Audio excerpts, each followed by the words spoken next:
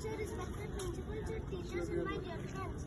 My name is Anurag. Today we are celebrating 75th Republic Day of India. That is why we are gathered here.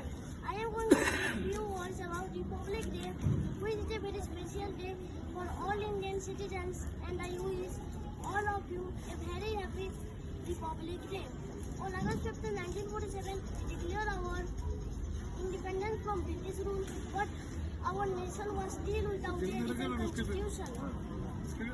Finally, the constitution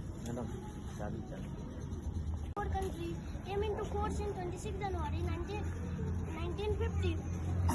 So India celebrates Republic Day every year on 26 January from 1950.